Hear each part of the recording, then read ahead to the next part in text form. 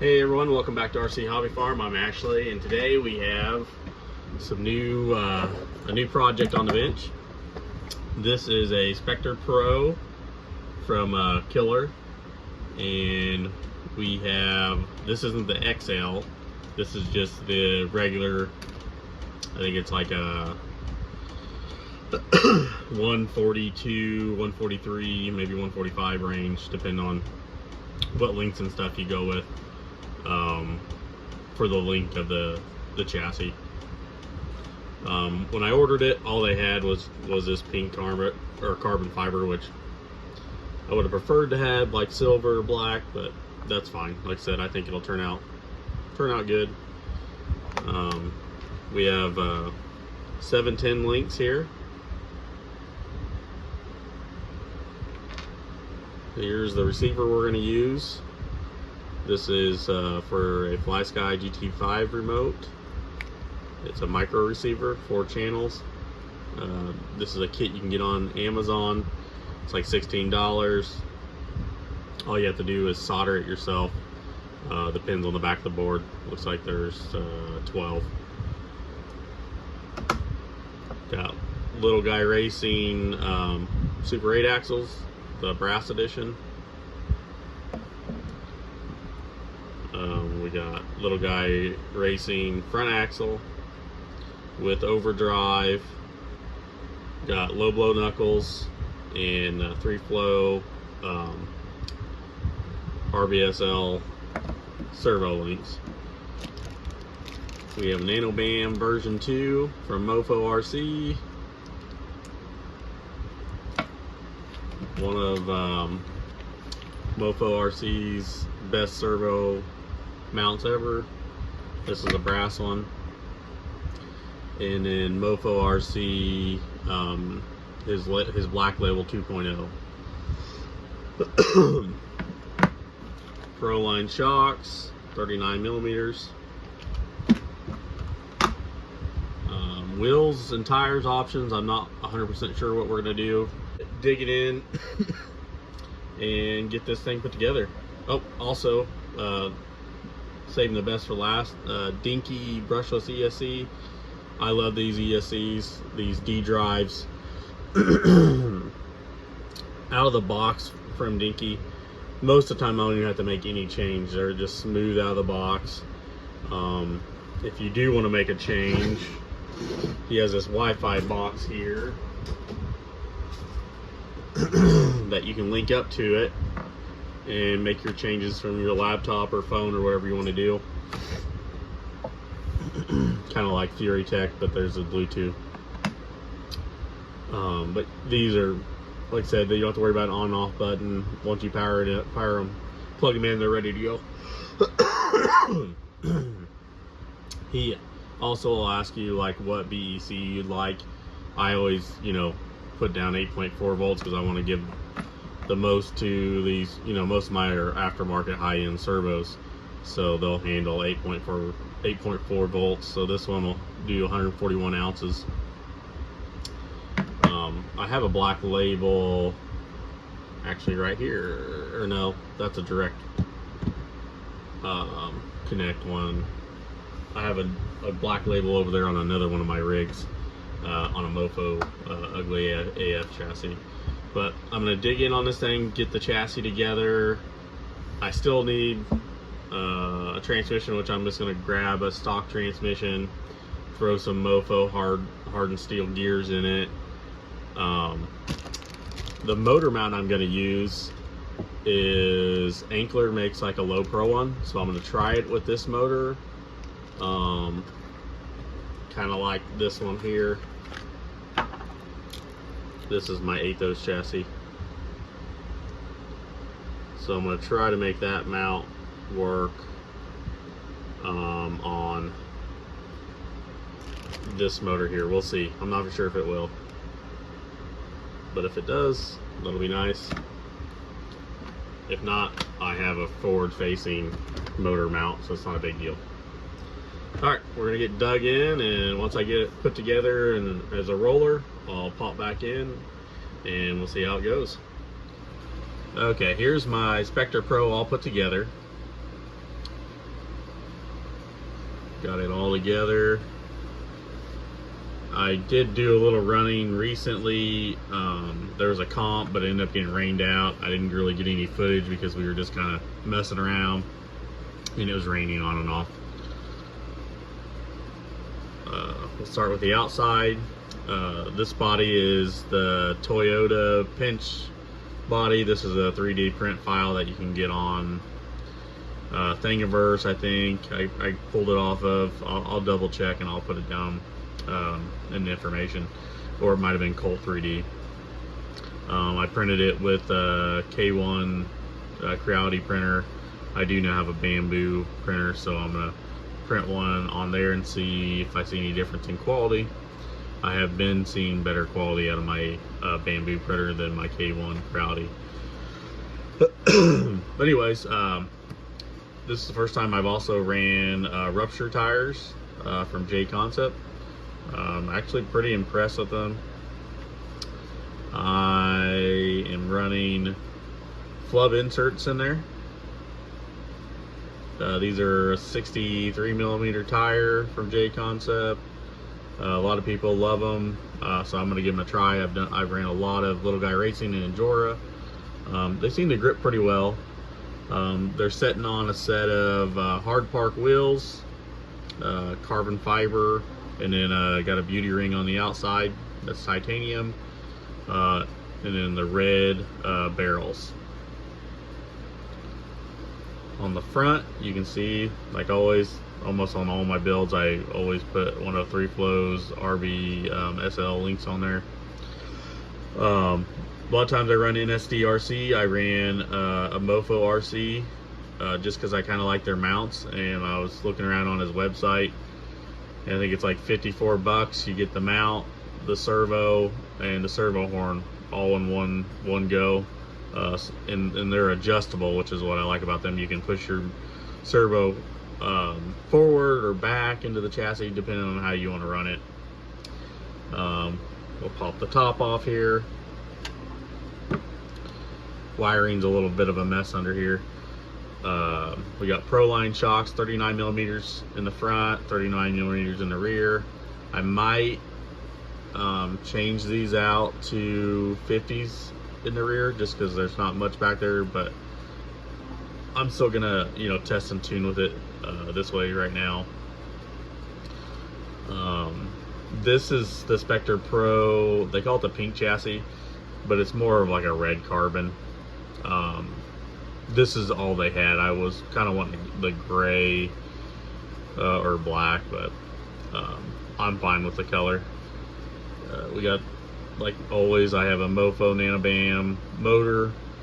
I might change this up because I had to run it this direction because I was hitting on the front links, so I had to face it to the rear. I have some Acres low pro mounts coming that I think I can make it set forward facing, and then I can set my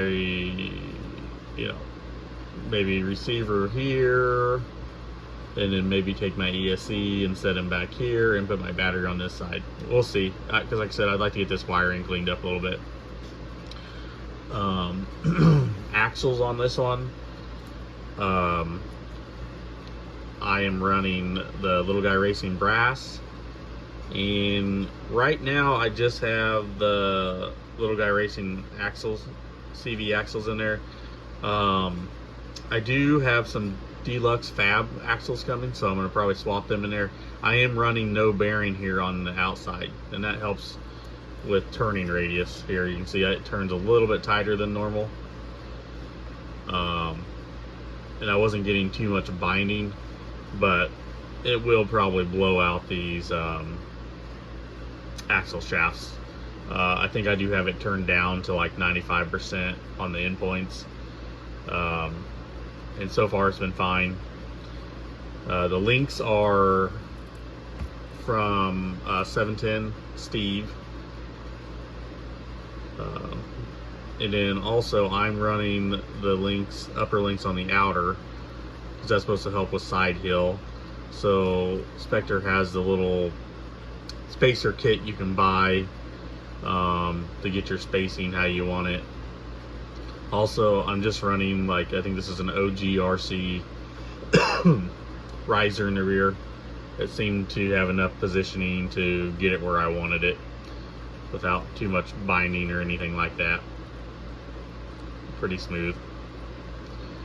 Underneath side, I do have a 3-flow, one of this fatty hind skids. This helps a lot with your rear axle, not getting hung up on rocks as you try to drag the rear axle up over them, the obstacles. Drive shafts, I think, are just either OG RC. A lot of times I run metal drive shafts, or Endura. They're nothing special. When you do run the links on the outer of the chassis, in that kit you will get skids that are a little bit shorter, because the full skids actually go all the way back here, if you're going to run your links on the inside. And I just have a whatever cheap Amazon special aluminum transmission with metal gears, Mofo RC metal gears in there. But that's all there is. As brass knuckles from Little Guy Racing, or no, sorry, they're not brass knuckles from Little Guy Racing. Those are Hardpark Lobo knuckles in the front, which are weighted. They had, you know, just the right amount of weight in the front, it seems like. I haven't put it on the scale yet to see what the weight distribution is on it. I'd say it's probably pretty close to 60 in the front and 40 in the rear, just by filling. It may even be like 62 just by the fill of it. Overall, pretty happy with this chassis and this build. I think it's going to probably replace my Athos, and you know, the Athos was a really nice chassis. The Spectre has a little bit more degree of a skid. I think if I remember correctly, the Athos is like 11 degrees. This is 13 degrees skid. So it helps a little bit more with braking over sharp obstacles. But I'll throw a battery in it real quick, just kind of mess with it on the desk here. When I get a little bit drier weather here, I'll take it out on the rocks. I got a few rigs I got to get actually out on the rocks and do some videos on.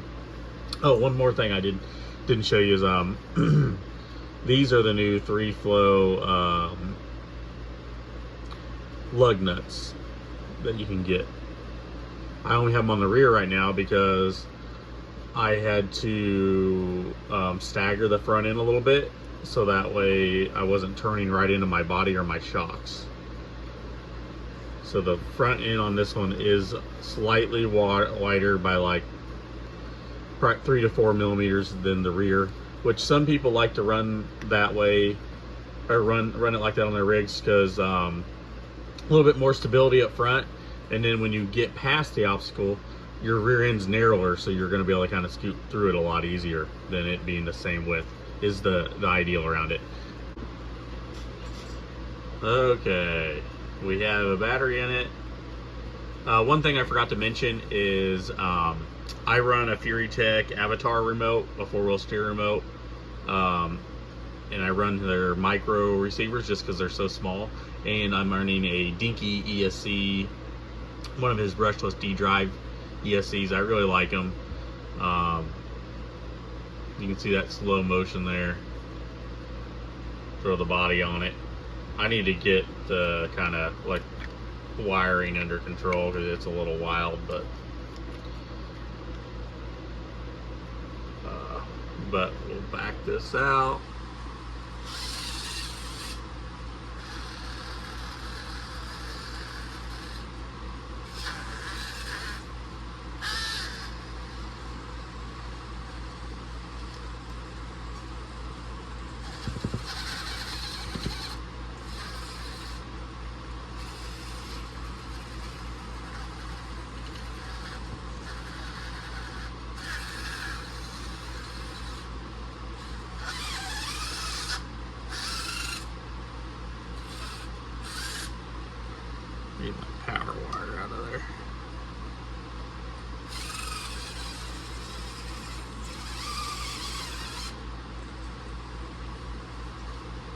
Nice thing about this pinch body is it allows the rear end to kind of clear some steep obstacles too. Nice slow kind of crawl with this thing.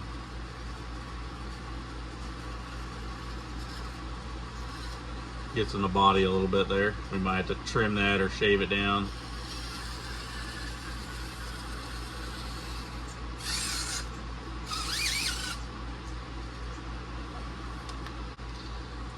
Don't seem to grip too well on this desk.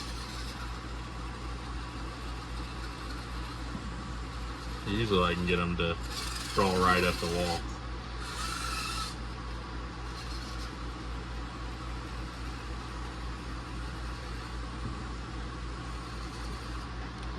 But yeah, like I said, I'll get it out on the rocks. We'll see how it does, and go from there. There's going to be some tuning here and there on it. But I think it's going to replace my Athos for my class 2. I'll be running my Spectre going forward. Hey guys, make sure to like and subscribe to the video, and then comment down below if you have any questions on the build.